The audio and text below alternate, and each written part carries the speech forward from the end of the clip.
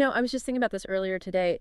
Have you ever noticed how the month of February is basically just a graveyard for human ambition? Oh, yeah. I mean, it really is. It's entirely predictable, too. You walk into the gym and it's suddenly a ghost town again. Right. Or like those language learning apps are sending you those super passive aggressive push notifications, Which you're completely ignoring, obviously. obviously. And the junk food has miraculously found its way right back into the pantry.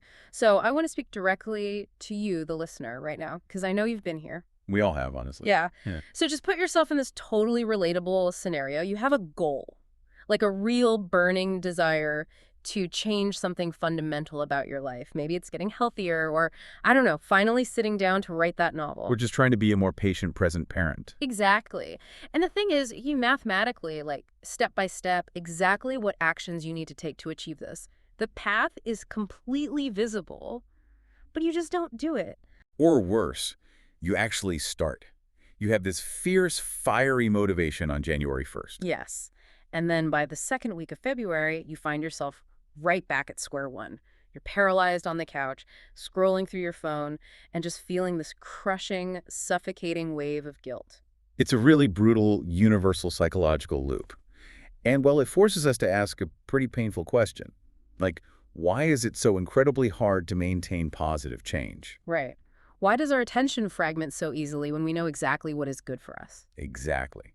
And why do we spend so much of our lives on autopilot? We have this quiet inner voice telling us we're capable of so much more, and then we just try to numb it with, cheap, highly engineered digital distractions. Which brings us to the mission of our exploration today. We are going to completely rewire how you approach change, resilience, and your own self-worth based on the materials we're looking at today. And we should be clear right out of the gate, we are not going to sit here and give you a list of superficial productivity hacks. Definitely not. No one needs another lecture on waking up at 4 a.m. or like buying a fancier planner. Right, because those are just Band-Aids on a broken foundation. Yeah. If we want to understand why we fail, we have to move way past the surface level frustration of broken habits. We have to drill all the way down into the neurological and architectural bedrock of human purpose. Which means we have to look at the machinery of identity. Yes, the machinery of identity. Let's start right there. Because based on what we're exploring, we've been taught to attack our problems entirely backward. We suffer from what the source material calls the illusion of action. We absolutely do. I mean, the core reason why our attempts at change fail so spectacularly is because we have the sequence completely reversed. How so? Like, break that down for me. Well, most of us focus entirely on the specific actions we want to take. We tell ourselves, I'm going to run 3 miles every morning, or I'm going to stop eating sugar. Right, and we just hope that by sheer brute force of will, those actions will eventually solidify into habits. Exactly. We hope that maybe years down the line, these habits will magically change who we are. We basically think the action creates the identity. We cross our fingers and just hope the treadmill magically transforms our soul. Which is funny, but it just doesn't work like that. Yeah. It fails because it fundamentally misunderstands how the human brain manages energy. Okay, wait. Explain the energy management piece. Right. Why does the brain care if I want to run 3 miles? Well, the brain is an incredibly energy-hogging organ. It makes up only about 2% of your body weight, but it consumes roughly 20% of your caloric energy. Wow. 20% is wild for just one organ. Right. So to keep you from starving to death, evolutionary biology designed the brain to automate as much behavior as possible. And where does that automation happen? It happens in a region called the basal ganglia. That's where your habits, your routines, and your core identity live. It operates smoothly, subconsciously, and it uses almost no energy. So when I say to myself, I am a couch potato, the basal ganglia just accepts that as a fact and runs the couch potato program to save battery life. Precisely.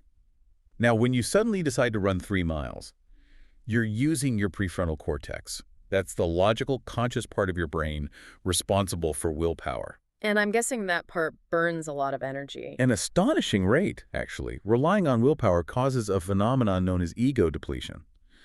By the time, say, 8 p.m. rolls around, your prefrontal cortex is totally exhausted. It powers down, and your basal ganglia takes over. Ah, and if my core identity stored in the basal ganglia is still, I am a lazy person, guess who wins the fight? The couch and the potato chips win every single time.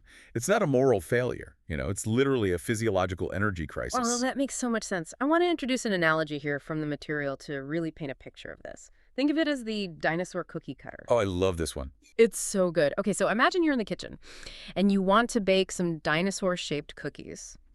Trying to change your life by focusing on actions alone, using that exhausting prefrontal cortex, is like baking a giant, shapeless blob of dough in the oven, pulling it out piping hot, grabbing a paring knife, and frantically trying to carve that baked blob into a perfect T-Rex. Which sounds like a total culinary disaster. It's incredibly messy, you're burning your fingers, the edges are all jagged, the cookie's crumbling apart, you waste a ton of material, and honestly, the end result looks terrible. Right, because it's an exhausting fight against the material itself. Exactly. But changing your identity first. Right. Reprogramming the basal ganglia, that is like buying a high-quality dinosaur cookie cutter. The shape, the boundary, the definition is firmly established before the dough is even poured. So the actions just naturally fit the mold. There's no carving, no struggling. The dough becomes a dinosaur because that is the only shape the environment allows it to take. Exactly. It's like trying to run a brand new cutting-edge app on a 10-year-old smartphone operating system. We all know what happens. Oh yeah, complete system failure. Right. It doesn't matter how beautiful or perfectly coded the app is. The app represents your new healthy action, and the OS is your old identity. The phone is going to freeze, overheat, and crash because the fundamental architecture is incompatible. We have to update the operating system first. And that is where cognitive dissonance comes into play. Oh, cognitive dissonance. That's a huge piece of this puzzle. It really is. Because it isn't just that the old operating system crashes, it actively fights the new application to maintain consistency.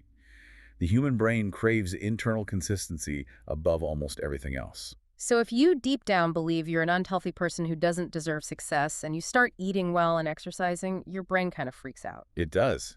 It experiences severe cognitive dissonance.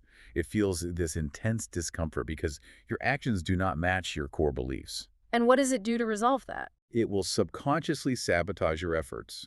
It'll make you crave sugar or convince you to skip the gym just to prove your negative self-belief right and restore equilibrium. That is terrifying. Our own brains will actively sabotage our success just to prove our insecurity is correct. Exactly. Which means if your internal identity is, I am an unhealthy person who is punishing myself by trying to diet, then every single healthy meal you eat is an exhausting, willpower-draining battle against your own self-concept. Wow. But if you do the psychological work to shift your core belief to I am a healthy person, what happens then? Then you don't go on a diet anymore. You simply eat well because that is what a healthy person does. The friction disappears. A healthy person doesn't agonize over eating a vegetable. It's just an expression of who they already are. Okay, so updating that operating system requires us to look at the source code. We have to open up the terminal and look at our core values and our true motivations. Because if identity is the operating system, values are the electricity powering the whole device. I like that. We have to excavate our why and completely reject superficial values. You really cannot forge a new, solid identity without a rock-solid foundation of values. And frankly, a lot of people think they have a strong why, but it's built entirely on sand. Because they're running on extrinsic motivation rather than intrinsic motivation. Exactly. Let's illustrate this with that classic philosophical fable from the text about the businessman and the fisherman. I think it perfectly captures this. It's a great story. So imagine this incredibly wealthy, highly stressed investment banker. He's on a mandatory vacation in this small, quiet coastal village. He walks down to the pier one afternoon and sees a local fisherman docking a tiny, beat-up boat, carrying just a modest basket of fish. And the businessman, whose brain is, permanently wired for endless expansion, he just cannot help himself. He starts giving unsolicited advice. Right. He walks up and says, you catch great fish, but you're only out there for a few hours. If you stayed out on the water all day, you could catch exponentially more. You could sell the surplus and buy a bigger boat. And the fisherman calmly looks up and asks, and then what? Exactly. And the businessman gets excited. He says, well, with a bigger boat, you catch even more fish. You buy a fleet of boats. You cut out the middleman, open your own cannery, move to the big city, and control a massive corporate enterprise. But again, the fisherman just asks, and then what?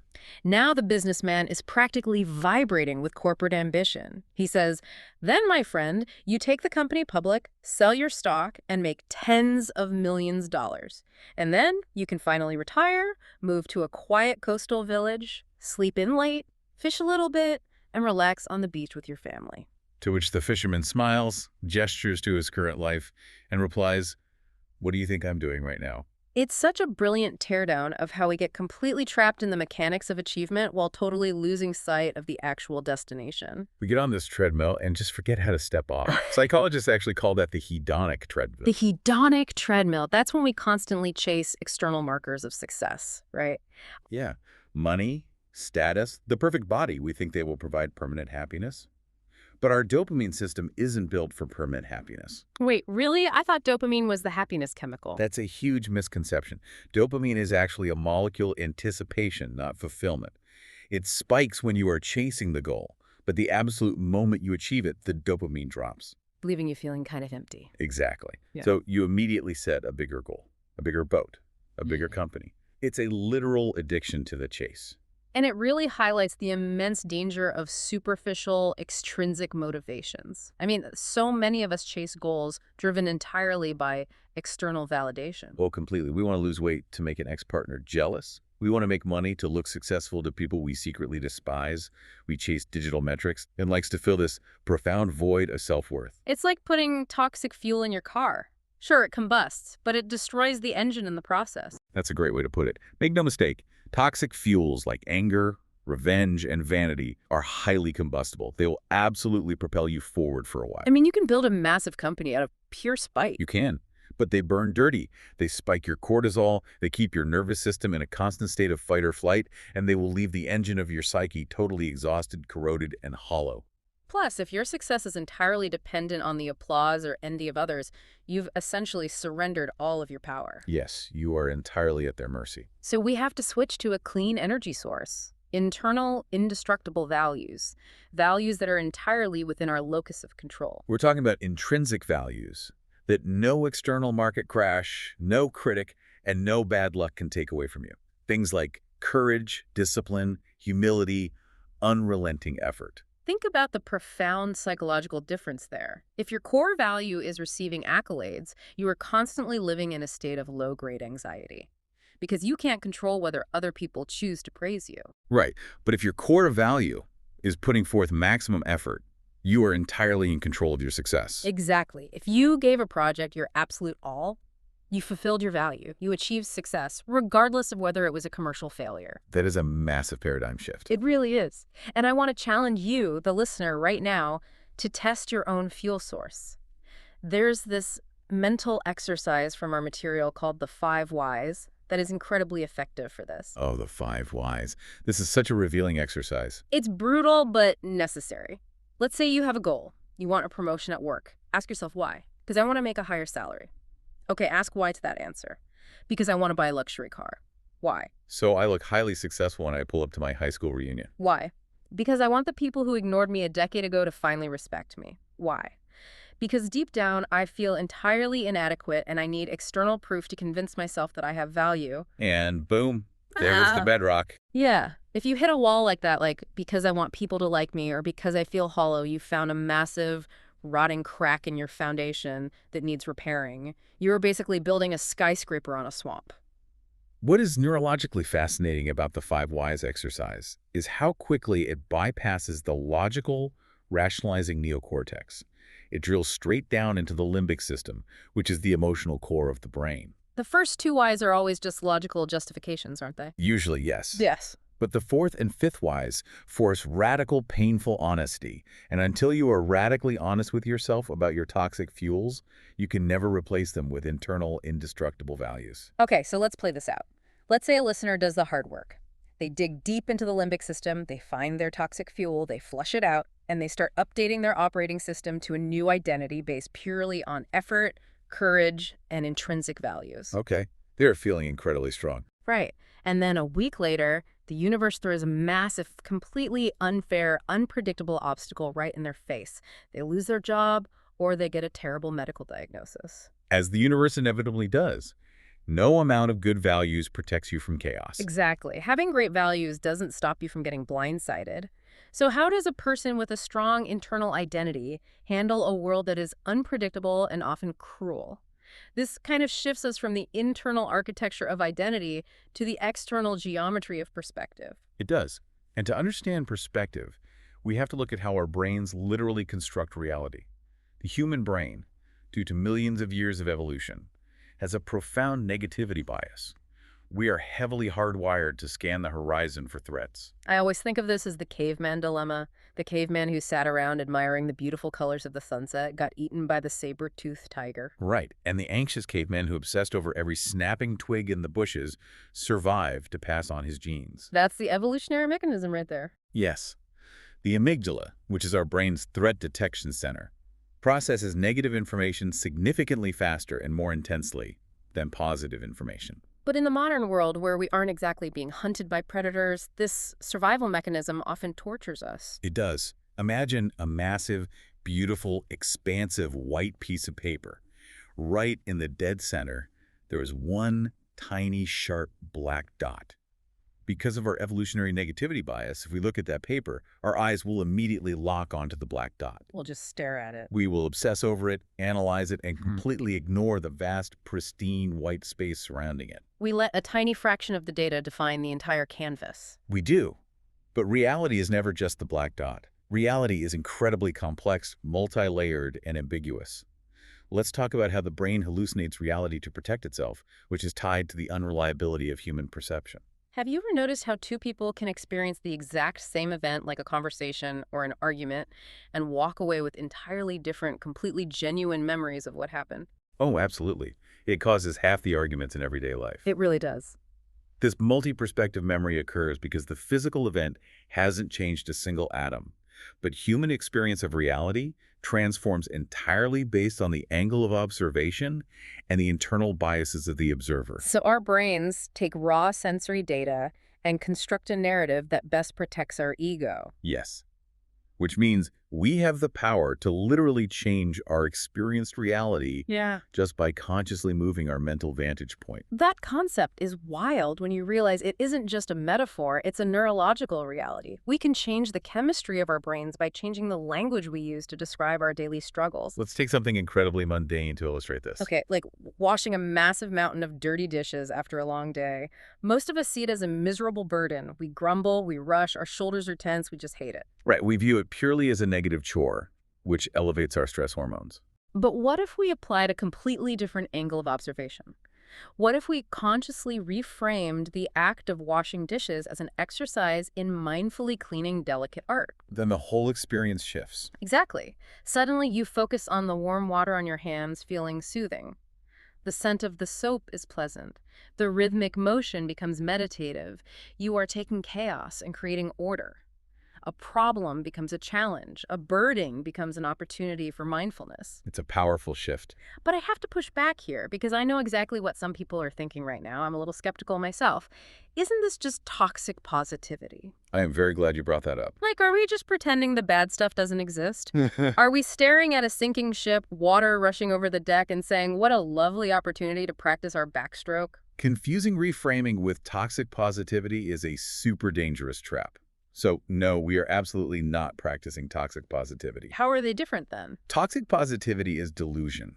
It is looking at the black dot and screaming, there is no dot, I only see white paper. Everything is fine. Which just sounds exhausting. It is, because that requires severe emotional suppression. And psychologically, suppressed emotions always manifest later as anxiety or physical illness. So what is the actual alternative? How do we reframe without being delusional? Through realistic optimism. Awesome. Realistic optimism does not ignore the black dot. It does not pretend the ship isn't sinking. Okay. It looks right at the black dot, acknowledges it, feels the negative emotion associated with it, assesses the threat, but then, and this is the key, it consciously reminds the brain that the vast white space of opportunity also exists. So it's a choice. Yes, it is the conscious choice to operate from a place of possibility and agency rather than paralyzing fear. Yeah. By doing this, you actually downregulate the sympathetic nervous system, the fight or flight response, and activate the parasympathetic nervous system, which allows you to think clearly and solve the problem. You don't ignore the dirty dishes. You just choose an angle of approach that doesn't flood your body with cortisol. Okay, I see the mechanism there. It's about regulating the nervous system by acknowledging the fullness of the reality, both the good and the bad. But that brings us to a really heavy question. I think I know where you're going with this. Reframing washing the dishes is one thing. But what happens when the black dot isn't just a minor annoyance or a bad day at the office? What happens when we face profound, life-altering loss, catastrophic failure, or deep, shattering heartbreak? You can't just mindfully reframe a terminal diagnosis. No, you cannot. And attempting to do so is insulting to the human experience of grief. That brings us to the profound philosophical difference between resignation and radical acceptance. Resignation versus radical acceptance. Yes. When true tragedy or deep unfairness strikes, many people naturally default to resignation. Resignation is the realm of victimhood and learned helplessness. Learned helplessness, like those famous psychological studies with the animals who just give up. Exactly like that. When organisms are subjected to unpredictable, unavoidable pain, eventually they stop trying to escape, even when an escape route is later provided. They learn that they are helpless. That's heartbreaking. It is. Resignation is curling up in a corner, weeping at the cosmic unfairness of the universe, and letting the traumatic event completely destroy your agency. You become a passive passenger in your own misery. While radical acceptance is different. Vastly different. Radical acceptance is looking directly at the agonizing, deeply unfair reality, feeling the grief and pain completely without suppression, rolling up your sleeves and asking, now what? Now what? That's a powerful question. It is acknowledging that the catastrophic event happened, that it hurts beyond measure, but that you still exist, and you still have to navigate the aftermath.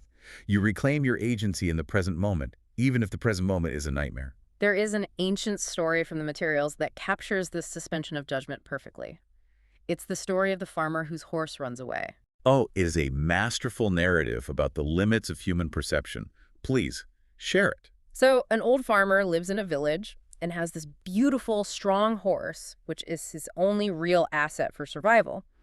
One night, the horse gets spooked, breaks the fence, and runs away into the mountains. Devastating loss for a farmer. Exactly.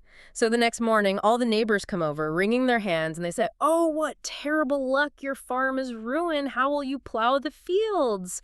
And the farmer just shrugs calmly and says, "We'll see." A completely neutral stance. Yeah. No resignation. Right. Then a week later, the horse returns and has brought a whole herd of wild horses down from the mountains with it. The neighbors rush over, cheering, "What amazing luck! You are incredibly wealthy now." And let me guess, the farmer calmly says, we'll see. He does. He refuses to jump to conclusions, either negative or positive. Which is so wise. So the next day, the farmer's young, strong son is trying to tame one of the new wild horses. He gets violently thrown and shatters his leg. The neighbors come back in a panic. "What tragic luck! Now your son is crippled and can't help you harvest the crops. You will starve." And the farmer. The farmer looks at his injured son, feels the real pain of the situation, but simply says, "We'll see." And then comes the final twist of fate.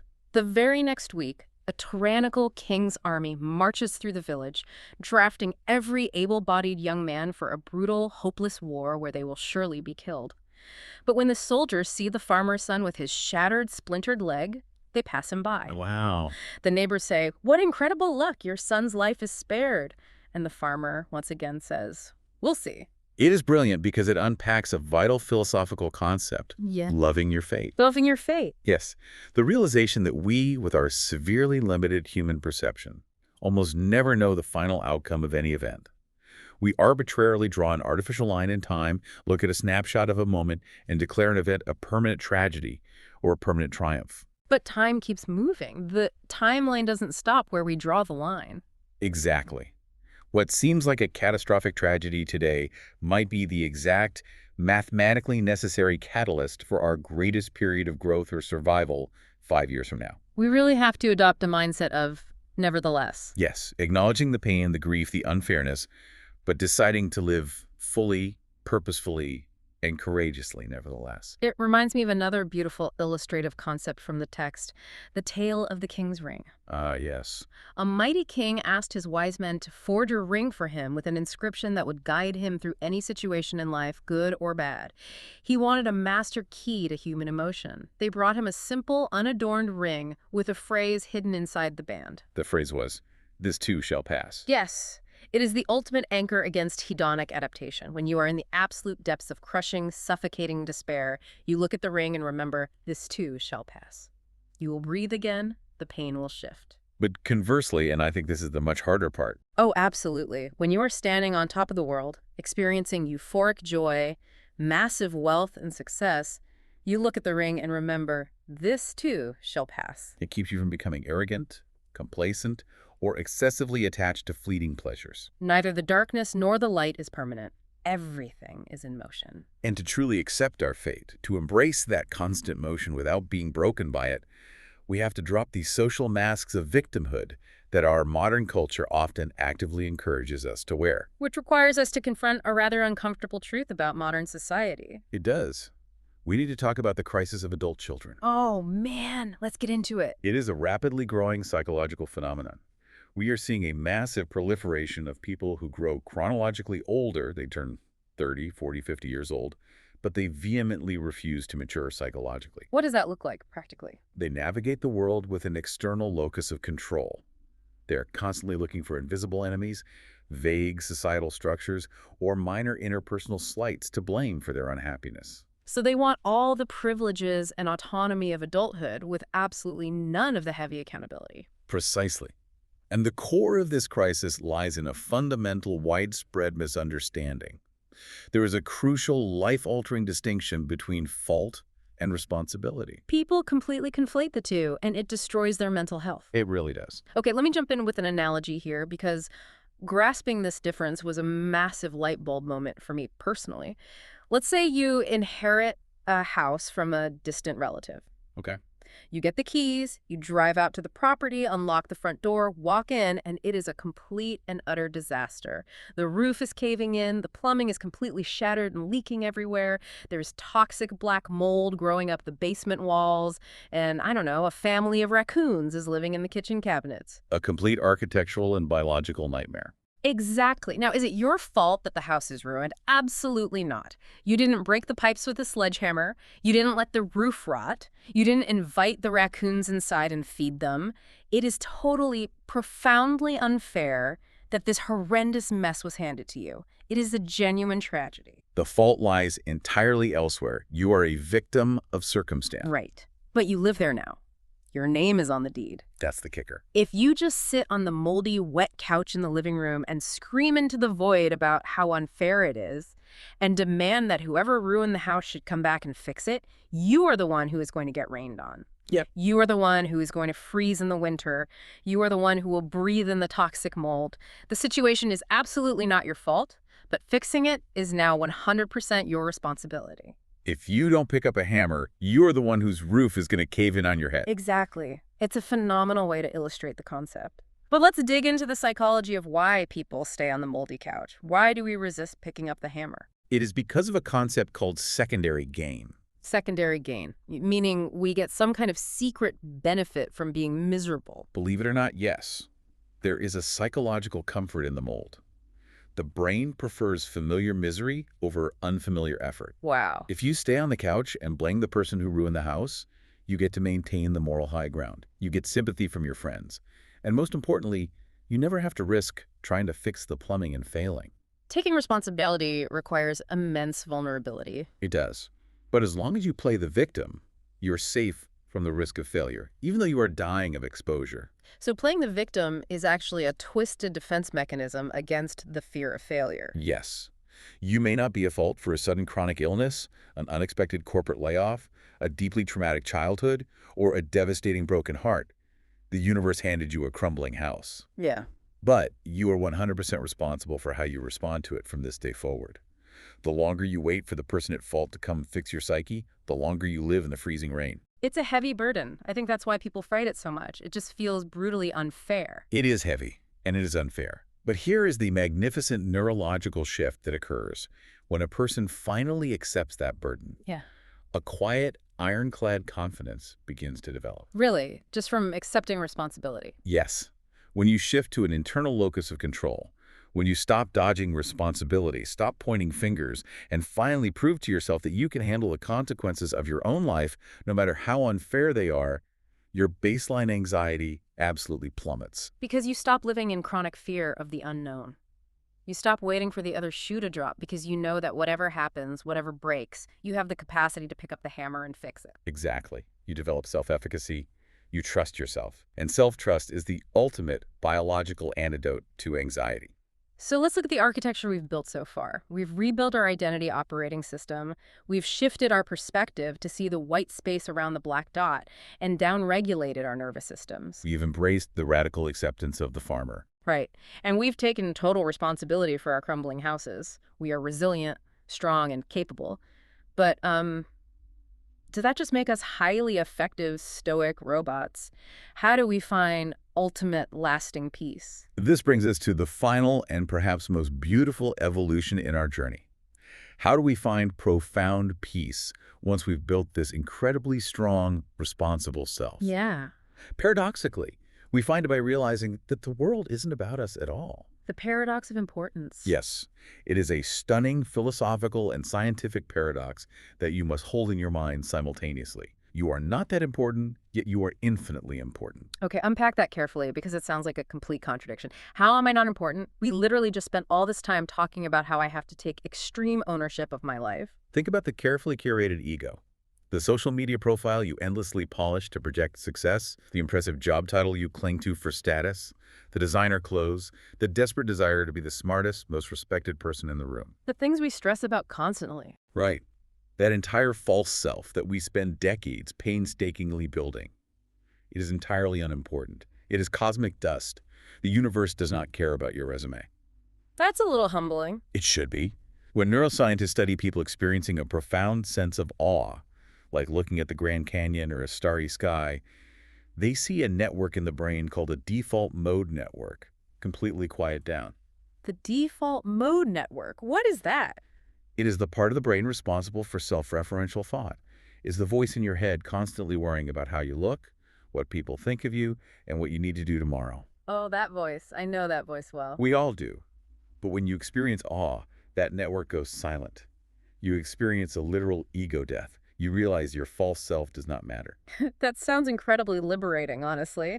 But here is the second half of the paradox. If my ego is dust, how am I infinitely important? Because your true essence, your raw, unvarnished capacity to love, to connect, to ease the suffering of another human being, to experience the awe of a morning sunrise, that part of you is infinitely valuable to the fabric of reality. There is an analogy from the material about cherry blossoms that I found incredibly moving when thinking about this. We are like the ephemeral cherry blossoms on the great ancient tree of life. It's a beautiful metaphor. If you've ever seen a cherry blossom bloom, you know it falls and fades so quickly. It's almost tragically brief. A gust of wind comes and it's gone. A perfect metaphor for a human life on the grand scale of cosmic time. Right. But that individual blossom's brief, fleeting existence is absolutely mathematically necessary for the tree to eventually bear fruit. The tree cannot continue its life cycle without that temporary bloom. We're fleeting, our time here is a blink, but our contribution to the whole, to the massive tree of humanity, is eternal and necessary. We are part of the fruit. And if we extrapolate this from poetic metaphor to the actual physical, astrophysical reality of our biology, it becomes even more profound. Think about the atoms currently making up your body right now. Every single atom of carbon in your lungs, the iron pumping through your blood, the calcium fortifying your bones, they were not created on Earth. They were forged in the stars. Literally. They were forged in the fiery, unimaginably pressurized hearts of ancient, billions of years old stars that exploded in supernovas across the cosmos, scattering those heavy elements across the void until they coalesced into our solar system. That is just incredible to think about. It is a hard scientific fact. We share the same air, the same stardust, the exact same atomic history with every other human being on this planet and with the Earth itself. We are literally breathing ancient stardust. We are the cosmos experiencing itself. Exactly. And when you deeply neurologically internalize that you are a conscious expression of a 14-billion-year-old universe, the petty grievances, the superficial values of revenge and vanity we talked about earlier, they just evaporate. They cannot survive in that atmosphere. They really can't. You realize you're a part of an infinite web. And because we are part of this grand interconnected web, I want to bring in a concept that feels like a warm embrace after all this heavy psychological lifting. Self-compassion. It's so vital. Because if you are made of stars, you have to be kind to yourself. You are allowed to breathe in quiet peace. You do not have to be a hyper-optimized productivity machine every second of the day. No, you don't. You are allowed to recognize that you were never truly lost, you were just wandering. And wandering, stumbling, and feeling confused is a fundamental part of the human experience. It is the gentlest and most vital realization.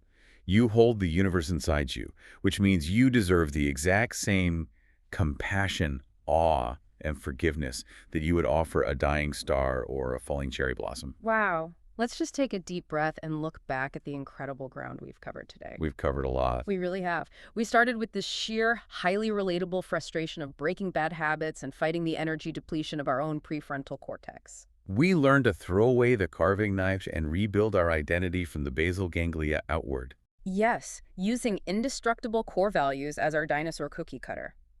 We shifted our geometric perspective to see the white space around the black dot, calming our nervous systems. We embraced the radical acceptance of the farmer saying, "We'll see." And we took full, heavy responsibility for our own crumbling houses without hiding in the secondary gain of victimhood. And ultimately, we realized our profound atomic connection to the universe. It is a massive, comprehensive evolution of the self. And as we wrap up, I want to leave everyone with a broader reflection on the true nature of human potential. Please do. We are constantly sold the myth that realizing our potential means engineering a flawless, pain-free, perfectly optimized existence. That is a sterile lie. A sterile lie. I agree completely. True human potential is not pristine. It is the messy, courageous, breathtaking alchemy of taking the raw, sometimes agonizing materials of life, the shattered legs, the wild horses, the toxic mold, the heartbreak, and forging those chaotic materials into a resilient, deeply loving, and profoundly purposeful character. It is the conscious decision to love your fate, whatever it brings. Yes. That is just beautiful. So I want to leave you, the listener, with one final, totally new thought to mull over tonight. It's a biological paradox. Oh, this is a good word. Science tells us that nearly every cell in your body replaces itself entirely over a span of roughly 7 to 10 years. You are literally not the same physical entity you were a decade ago. Your thoughts are nothing but fleeting electrical storms in a brain made of recycled stardust. Which means, scientifically speaking, there is no permanent fixed you to begin with. Exactly. Yeah. You are not a noun. You are a verb. You are a continuous unfolding process of deciding. I love that. A process of deciding. So when you wake up tomorrow morning, step out of bed Mhm. and look in the mirror, what will you decide to do? Who will you decide to become in that exact moment? You are the architect. The choice is yours. Thank you for joining us on this exploration. We'll talk to you next time.